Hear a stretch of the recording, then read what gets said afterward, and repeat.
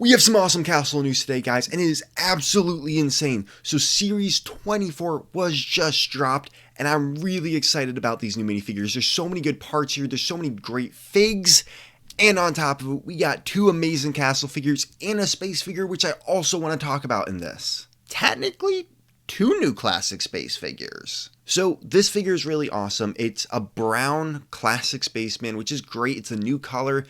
I definitely think it's a color not a lot of people really like, but at the same time, it is still really cool to get another classic space figure.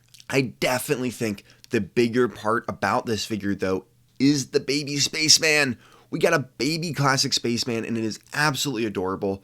The one cool thing I have heard, and I can't tell if this is true or not, but we are getting a little oxygen tank and a little oxygen helmet, a little space helmet for the space baby, which is absolutely awesome if those are actual pieces so that you can use these for other baby figures. The other awesome part about this figure is that baby monitor. So it's got a classic walkie-talkie with a baby monitor on it, and the baby's sleeping. It's absolutely adorable. The next figure I'm really excited to talk about is the Falconer. Now, this isn't an archer like everyone says. No, it's a Falconer. I absolutely love this figure. I'm so glad that they brought in a Black Falcon figure into this line. I do kind of wish we'd maybe gotten like Black Knights or Wolfpack or something else like that, but it's still cool since we've been getting so many Black Falcons recently to get a different variation of them. First off is that dark blue cape. Absolutely love it. If you have the knight from the 90th anniversary castle, I feel like this would go very well on him. The next thing is that Falcon. Oh my gosh, chef's kiss. It is absolutely amazing. Now, it did make me realize, why haven't we got a Lego Falcon or Falconer in a Lego castle set before? Like, Falconers and Falcons are really ingrained in medieval history. This just seemed like a really smart move before this to make a set with that in it. But I'm super happy that we are getting a Falconer. It's going to add so much to people's Lego castle worlds. Now, this isn't really an accessory, but it's that printed arm. I absolutely loved it. I'm so glad we get that Falcon glove on it. I definitely think a lot of people are going to be popping that off and making their own Falconers with it, which I'm really excited about, and I'm going to be definitely doing myself.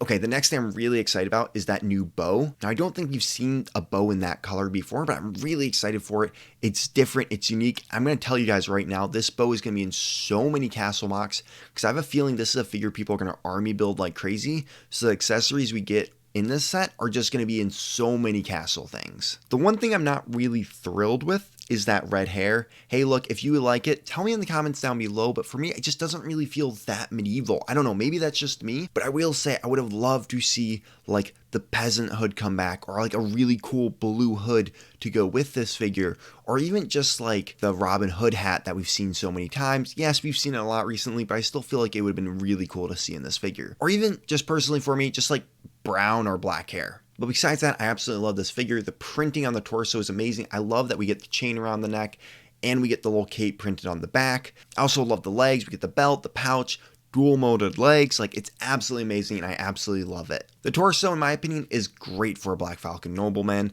That's probably what I'll be using mine for. But yeah, just absolutely love this figure. I'm so happy we got it, and it's going to go great with the 90th anniversary castle, the blacksmith, whatever Lego castle set you have right now, especially if it's with the newer ones that just kind of have that Black Falcon aspect to it. It's going to go perfect with it. The last figure I am super excited to talk about is the Orc. So this figure is super detailed, and I'm super excited about it. First off, the accessories, great. We have an amazing shield, a scimitar. That cape in that color is just beautiful. The cape reminds me a lot of the cape we got with the Troll King. Now, to me, this figure is definitely a callback to the 2007 Trolls. If you look at the shield, it looks different, yes, but it looks like an updated logo of it. And also that chest logo looks very similar to ones we've seen in the past too. Now, I have heard one of the big things is people don't really like that jaw. Now, to me, if this is a throwback to that Troll Warrior, if you look at the figures, they have that giant underbite to it. The big trolls and the small trolls too. So I kind of have three theories about this figure. The first one, and definitely a very plausible one, is that this figure has nothing to do with the Troll Warriors. It's its own separate thing. It's kind of its own group. Just an orc group we haven't seen before. They're just kind of making a new fantasy group. My second one is this is what the trolls would look like a little more modernized. As I said, like, this looks very similar to kind of how we've seen the trolls sculpted in the past. But with an updated logo, a very similar look, I kind of have a feeling it's a more updated look to the trolls. My third theory, and one I kind of feel like is the case, is that this is a different variation of the trolls. You know, in Lord of the Rings, we see orcs, we see goblins, we see orcai, kind of a similar group of creatures. And I kind of feel like that's what they're doing with the trolls. So we have the troll warriors, which we see before with the armor on them, and then we see the bigger trolls.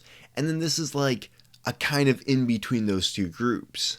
But hey, if you have any good theories, let me know in the comments down below. I'll say no matter what the case is, my first thought when I saw this figure is this would look great on the troll warship. I almost feel like he needs to be walking up and down the oars with a whip, like pushing them to go faster and further. Whatever the case lore-wise behind this figure, I think the great thing about it is it gives us another orc figure. I know a lot of people love a good fantasy thing against their human knights that they can have fight, and this is a really easy one to army build, and I think one that will become a favorite for a lot of people. So all in all, I think all three of these figures are absolutely amazing. They're definitely ones I'm going to be trying to army build, maybe less of the classic spaceman, but I am going to be trying to buy up as many of them as possible. One thing I'm really excited about with these three new figures, I'm really excited to see how people incorporate these into mocks or create mocks out of them.